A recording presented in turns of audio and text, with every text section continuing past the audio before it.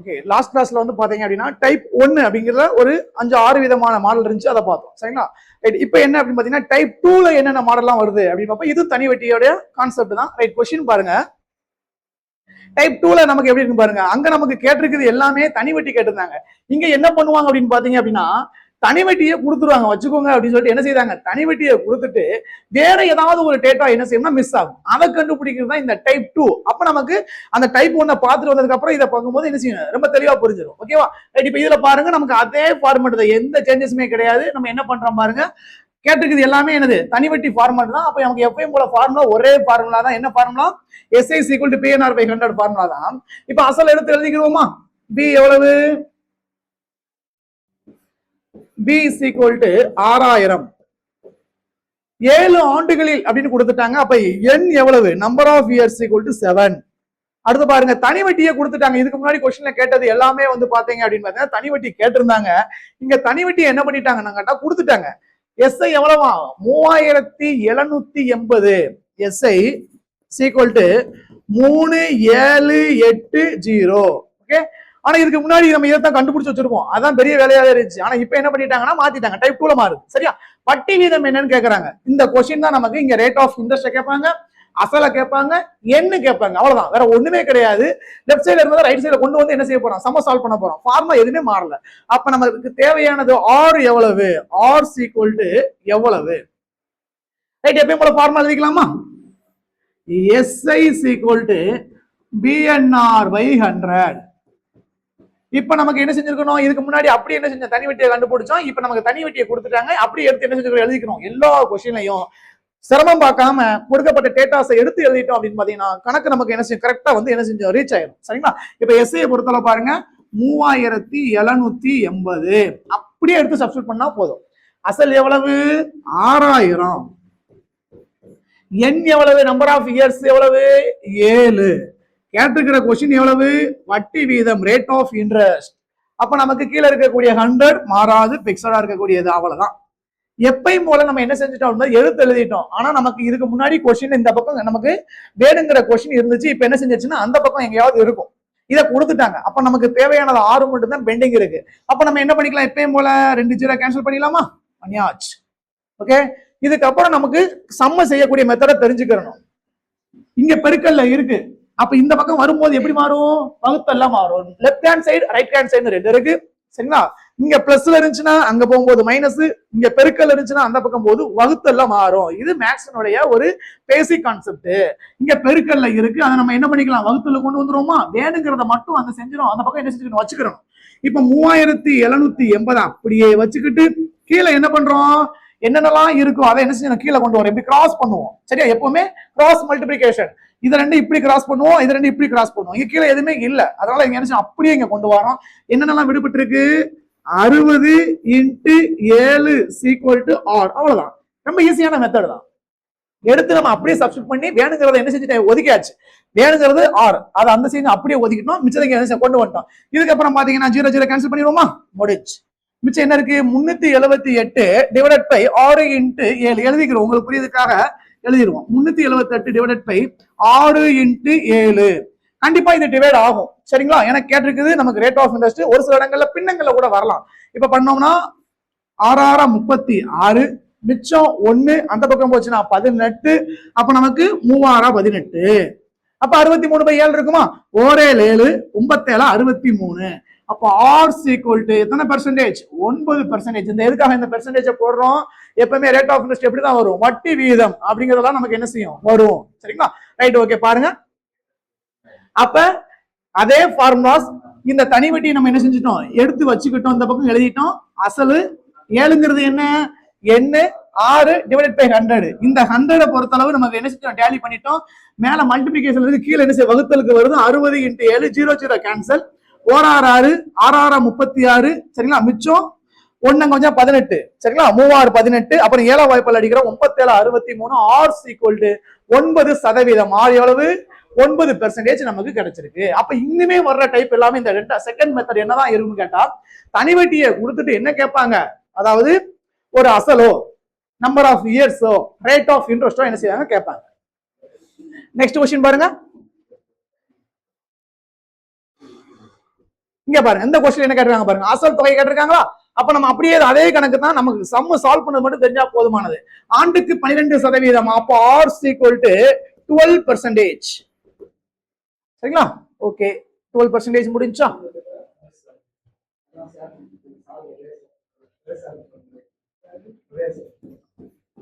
R equal to 12%. ஓகேவா? 12% எடுத்துக்கலாம். தனி வட்டி வீதத்தில் ரூபாய் 6000. அப்ப அசல் எவ்வளவு? அசல் equal to 6000.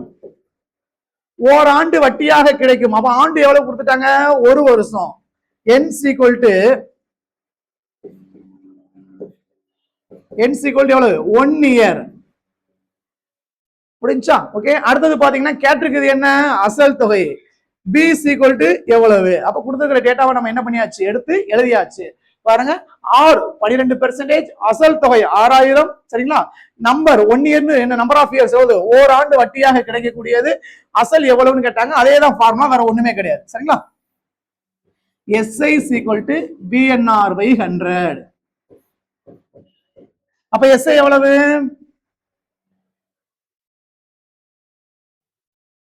ரைட், இங்க பாருங்க, இது நமக்கு என்ன அப்படின்னு பாத்தீங்கன்னா R 12% இருக்கு.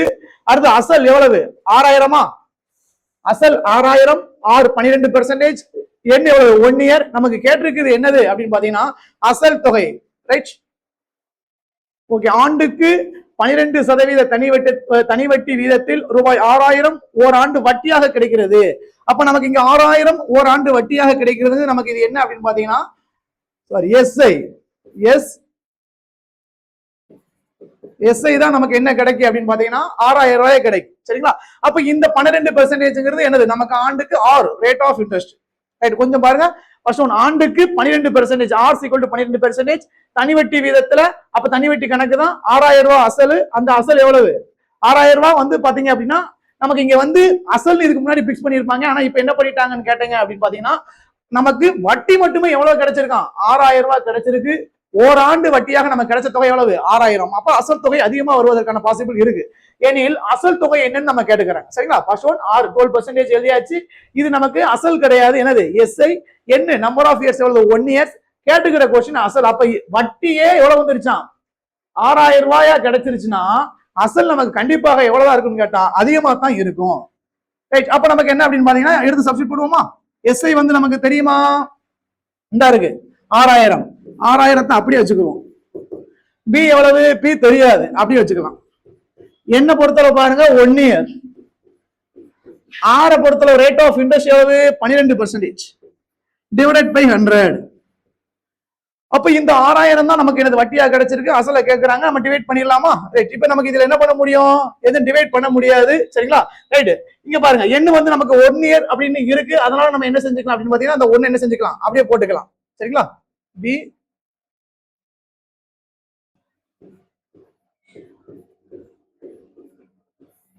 ஓகே. ரைட், இப்ப நமக்கு இதுக்கு முன்னாடி வந்து மேல வந்து பாத்தீங்கன்னா ஏதோ ஒரு தொகை இருந்துச்சு, அதனால நம்ம டேலி பண்ணோம். இப்ப நமக்கு அப்படி இல்ல. இதை என்ன பண்ணிடக்கூடாது அப்படின்னு பாத்தீங்கன்னா இதை அடிச்சு விட்டுறக்கூடாது. சரிங்களா? நியூமரேட்டர் டினாமினேட்டர்ல இருக்கும்போது நம்ம என்ன செய்யணும்? அதாவது தொகுதி பகுதியில் இருக்கும்போது அடிக்க முடியும். அப்ப நம்ம என்ன பண்ணலாம்? இந்த கிராஸ் மல்டிபிளிகேஷன் பண்ணிடலாம். சரிங்களா? இது ரெண்டையும் கிராஸ் மல்டிபிளிகேஷன் பண்றோம். இதை கீழே கொண்டு வரோம். அதுக்கப்புறம் டிவைட் பண்ணும்போது நமக்கு பிரின்சிபல் அமௌண்ட் என்ன செஞ்சிடும்? கிடைச்சிடும். அப்ப நம்ம என்ன பண்ண போறோம் அப்படின்னு பாருங்க, இந்த 100ஐயும் 6000 என்ன செஞ்சிடக்கூடாது? பெருக்கிடக்கூடாது. எப்பவுமே ஒரு கணக்கை கொஞ்சம் பெருக்கும் போது என்ன ஆகும் பாத்தீங்கன்னா வேல்யூ அதிகமாகும். மேக்ஸிமம் வேல்யூ அதிகமாகுது அளவுக்கு வச்சுக்கிற கூடாது. எவ்வளவு தூரம் சிம்பிளிஃபை பண்ண முடியுமோ அப்படி சிம்பிளிஃபை பண்ணிக்கலாம். அப்ப 6000 அப்படியே வச்சுக்கிருவோம். இன்ட்டு 100 இதை பெருக்க வேணாம், அப்படியே வச்சுக்கிருவோம். சரிங்களா? இந்த பக்கம் என்னென்ன இருக்குன்னு கேட்டா B இருக்கா?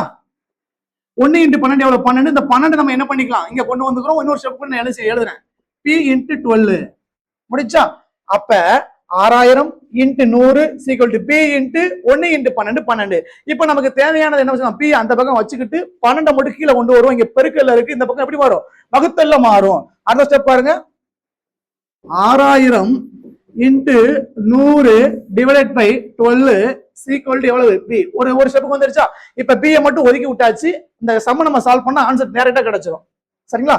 இப்ப நம்ம என்ன பண்ணுவோம்? இதை பெருக்குனா வேல்யூ பெருசாகும். அதனால அப்படியே வச்சுக்கிறோம். 1 12 12 5 12 60. 1 12 12 5 12 60. இந்த 2 ஜீரோ அப்படியே வச்சுக்கிறோம். முடிச்சு. அப்ப நமக்கு 500 இன்ட்டு 100 ஈக்குவல் டு P இருக்கா? 500 × 100 எவ்வளவு? அப்படி 500 வச்சுக்கலாமா? 100 பெருக்கும் போது என்ன ஆகும்? 2 ஜீரோ ஆட் பண்ணா போதுமானது. பி எவ்வளவு? நமக்கான வேல்யூ கிடைச்சிருச்சு. அப்ப நமக்கான அசல் தொகை எவ்வளவு? 50,000 ரூபாய்.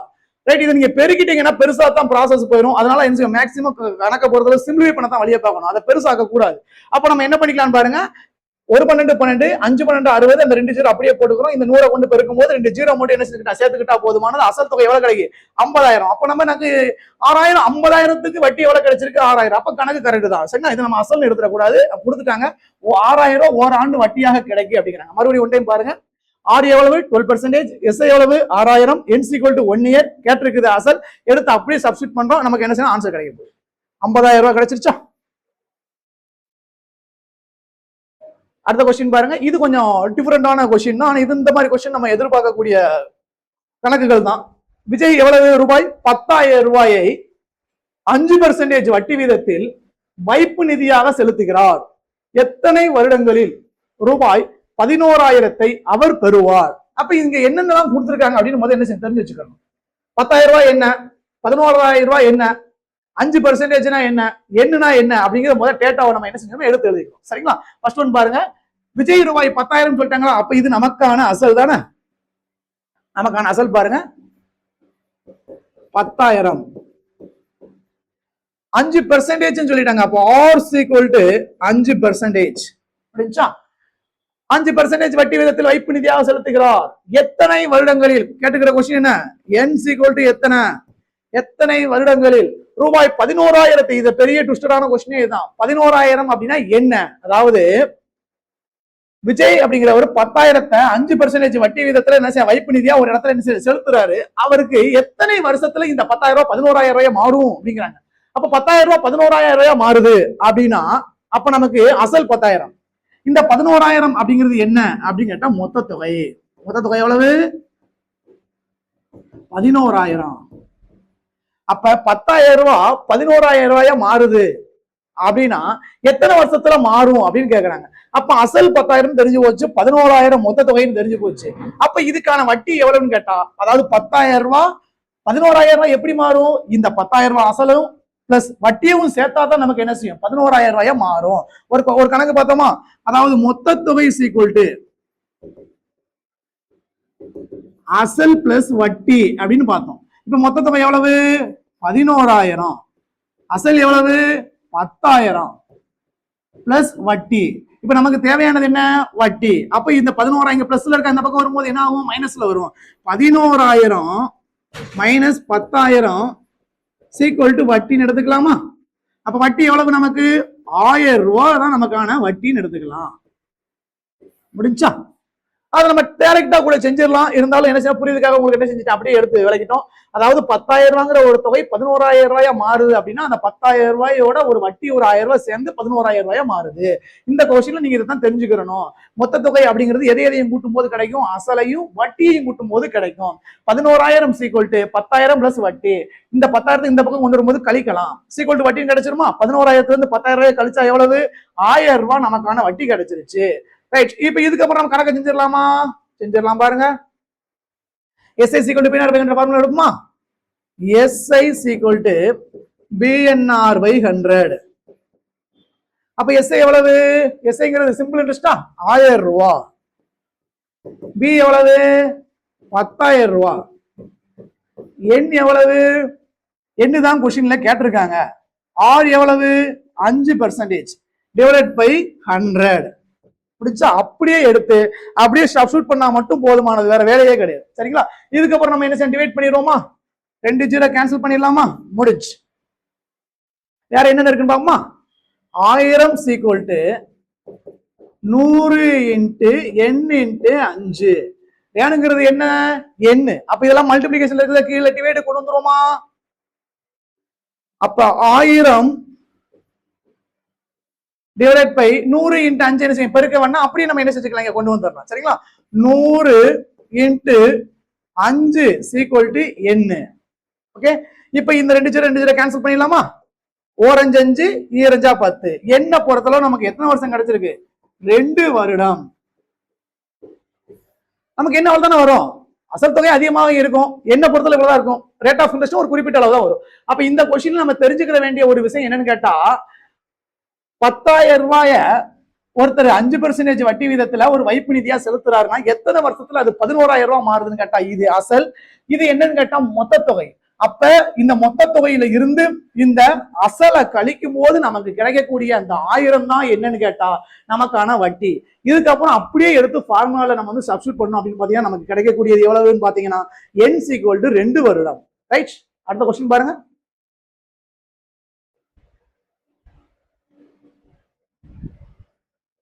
ஒரு தனி வட்டியில் ரூபாய் 12,500 ஆனது 4 ஆண்டுகளில் ரூபாய் 15,500 மாறுகிறது எனில் வட்டி வீதம் என்ன? கொஸ்டின் பாருங்க. ஒரு தனி வட்டியில ஒரு 12,500 ரூபாய் அப்படிங்கிற ஒரு அசல் அமௌண்ட் ஆனது எத்தனை வருஷத்துல? 4 வருஷத்துல 15,500 ரூபாயா மாறுது அப்படின்னா ரேட் ஆஃப் இன்ட்ரெஸ்ட் என்ன அப்படிங்க. போன டைம் இதே மாதிரி கொஸ்டின், ஆனா என்ன கேட்டிருந்தாங்க? என்ன கேட்டிருந்தாங்க. அப்ப நம்ம அப்பயே அதே மாதிரி எழுதிக்கலாமா? அசல் = 12,500 எத்தனை ஆண்டு? 4 ஆண்டுகளில் 4 இயர்ஸ். 15,500 ரூபாங்கிறது என்னது? மொத்த தொகை 15,500. வேற என்ன கொடுக்காங்க? ரேட் ஆஃப் இன்ட்ரெஸ்ட் என்ன செய்றாங்க? கேக்குறாங்க. அப்ப 12,500 ரூபாங்கிற ஒரு அசல் 4 வருஷத்துல ஏதாவது ஒரு ரேட் ஆஃப் இன்ட்ரெஸ்ட்ல 15,500 மொத்த தொகையா மாறிடுச்சு. அப்ப நம்ம ஈஸியா கண்டுபிடிச்சோம்ல, 12,500 அசல், மொத்த தொகை 15,500. இதுக்கு இன்பிட்வீன் கேப்ல எவ்வளவு ரூபாய் தொகை இருக்கு அப்படின்னு கேட்டா நமக்கு எவ்வளவு இருக்கு? கிட்டத்தட்ட ஒரு 3,000 ரூபாய் எடுத்துக்கலாம். ஒருவேளை நமக்கு தெரியலன்னா என்ன செஞ்சுங்க, சம கூட செஞ்சு கூட பாருங்க. அப்ப மொத்த தொகைக்கு ஃபார்முலா என்ன? அசல் பிளஸ் வட்டி. மொத்த தொகை எவ்வளவு? 15,500. அசல் எவ்வளவு? 12,500 பிளஸ் வட்டி நமக்கு என்ன செய்யாது? தெரியாது. வட்டியை கண்டுபிடிப்போம். 15,500 12,500 இருக்கா? இது பிளஸ்ல இருக்கா? இந்த பக்கம் வரும்போது மைனஸ் ஆகுமா? அப்ப 15,500 மைனஸ் 12,500 = வட்டி. ரைட், அப்படியே பாருங்க. 15,500 வந்து 12,500 கழிச்சு எவ்வளவு? 3,000 ரூபாய் தான் நமக்கான வட்டின்னு என்ன செஞ்சுக்கலாம், எடுத்துக்கலாம். முடிஞ்சு. இதை இவ்வளவு தூரம் செய்யணும்லாம் அவசியம் கிடையாது. நம்ம என்ன பண்ணிக்கலாம் பார்த்தீங்கன்னா டக்குன்னு நம்ம என்ன செஞ்சிடலாம், மைண்ட்ல கால்குலேட் பண்ற அளவுக்கு என்ன வச்சுக்கிறணும். டைம் வந்து நமக்கு அதிகமாகும். சரிங்களா? சீக்கிரமா செய்யணும்ல. ரைட், பாருங்க. அப்ப 12,500 ரூபாய் நமக்கு கிடைச்சிருச்சு. அசல் இருக்கு, என் 4 வருஷம் இருக்கு. இப்ப நம்ம வட்டி எழுதிக்கிறோமா? எஸ்ஐ எவ்வளவு? 3,000. ஓகே, ஃபார்முலா அப்படியே சப்ஸ்டிட் பண்ணிடுவோமா? SI = BNR/100. SI எவ்வளவு? 3,000. B எவ்வளவு? 12,500. N எவ்வளவு? 4 இயர்ஸ். R நமக்கு தெரியுமா? தெரியாது. Divided by 100. அவ்வளவுதான். எடுத்து புரிஞ்சுக்கிட்டோம் அப்படின்னா எடுத்து சப்ஸ்டிட் பண்றதா வேலை. சரிங்களா? டக்கு டக்குன்னு என்ன செஞ்சுக்கலாம், எடுத்து ஆன்சர் பண்ணிடலாம். இதுக்கப்புறம் என்ன செய்ய, டேலி பண்ணுவோமா? பாருங்க. 1 0 2 0 ஆச்சா? 1 0 2 0 ஆச்சு. இதுக்கப்புறம் நம்ம என்ன செஞ்சுக்கலாம், அப்படியே கீழே கொண்டு வருவோமா? இங்க பெருக்கல இருக்க, கீழே கொண்டு வருவோமா? 3,000 டிவைடட் பை, இதெல்லாம் மேக்ஸிமம் பெருக்க வேண்டாம், அப்படியே வச்சுக்கிறோமா, டேலி ஆகும் எங்கேயாவது. 125 இன்ட்டு 4 = 6. எதையும் விடுவிட்டுற கூடாது. 6 மட்டும் அந்த பக்கம் வச்சுக்கிட்டு மிச்சம் எல்லாம் என்ன செஞ்சிடணும், இங்கெல்லாம் பெருக்கல இருக்கு, கிராஸ் பண்ணும்போது வகுத்தலுக்கு வந்துடும். இப்ப நம்ம என்ன பண்ணிடலாம், எந்த வாய்ப்பால் அடிப்போம்? 4 வாய்ப்பால் போது அடிச்சுக்கிறோமா? இல்லைன்னா 2 வாய்ப்பால் கூட அடிச்சுங்க. 1 4 4 7 4 28 மிச்சம் 2 20 ஆச்சா? 5 4 20 0. 750 நாளா எவ்வளவு? 3,000. அதாவது 1 4 4 7 4 20 6 4 20 7 28 மிச்சம் 2 இருக்கா? அதாவது 20 மாறும். 5 4 20 அது 0 அப்படியே போட்டுக்கலாம். அப்ப என்ன இருக்கு? 750 டிவைடட் பை 125 = எவ்வளவு? 6. ஓகேவா? ரைட். இப்ப நம்ம என்ன பண்ணுவோம், 25 வாய்ப்பால டிவைட் பண்ணிக்கலாமா? 4 25 100, 5 25 125. சரிங்களா? இங்க 3 25 75 0 அப்படியே போட்டுக்கலாம். ரைட். அதாவது இங்க 5 25 125, 3 25 75 0 அப்படியே போட்டுக்கலாம். ஒருவேளை தெரியலன்னா என்ன பண்ணிருங்க, 5ஆம் வாய்ப்பால என்ன பண்ணுங்க, டேலி பண்ணுங்க. ஒன்னும் பிரச்சனை கிடையாது. கரெக்டா போட்டா மட்டும் போதுமானது. 4 5 5 6 5 30. அப்போ R = நமக்கு 6%. R எவ்வளவு? 6%. அப்ப இந்த 2 விதமான கொஸ்டின்ல நம்ம தெரிஞ்சுக்கிற வேண்டியது என்னன்னு கேட்டா, ஒரு தொகை ஒரு குறிப்பிட்ட ஆண்டுகளையோ குறிப்பிட்ட ரேட் ஆஃப் இன்ட்ரெஸ்ட்லயோ ஒரு இன்னொரு தொகையாக மாறுது அப்படின்னா இந்த இன்பிட்வீன்ல இருக்கக்கூடிய அந்த தொகை வந்து என்ன அப்படின்னு நம்ம என்ன செய்யணும் தெரிஞ்சுக்கிறோம். அதுதான் என்னன்னு கேட்டா வட்டியாக இருக்கும், சிம்பிள் இன்ட்ரெஸ்டா இருக்கும். ஓகே, இல்லைன்னா தெரியலன்னா என்ன பண்ணுங்க, மொத்த தொகை சீக்வல் டு அசல் பிளஸ் வட்டி அப்படின்னு ஞாபகம் வச்சுக்கிறோம். என்ன கொடுக்குறாங்களோ அதுக்கேற்ற மாதிரி லெஃப்ட் ரைட் கொண்டு போய் ஆன்சர் கொண்டு வந்துடணும். ஓகே, அடுத்து பாருங்க.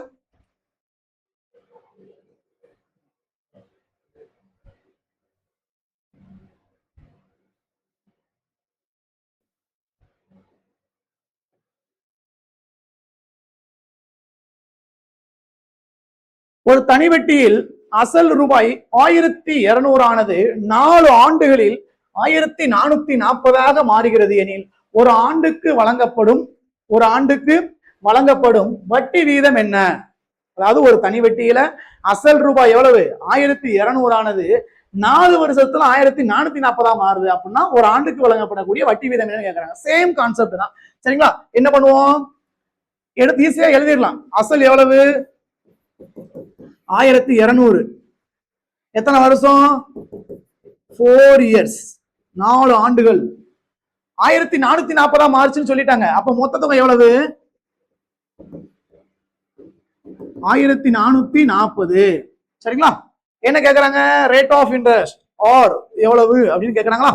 இப்ப நம்ம இதை செய்யணும்னு அவசியம் டக்குனு கால்குலேட் பண்ணிடணும். ஏன்னா 2-3 சம் செஞ்சாச்சு. அப்ப நமக்கு அசல் தெரியும், மொத்த தொகை 1440 தெரியும். 1440 இருந்து 1200 கழிச்சா எவ்வளவு, நமக்கு ஒரு தனி வட்டி எவ்வளவு கிடைக்கும், 1440 இருந்து 1200 கழிச்சா ஒரு 240 ரூபாய் என்னது தனி வட்டி.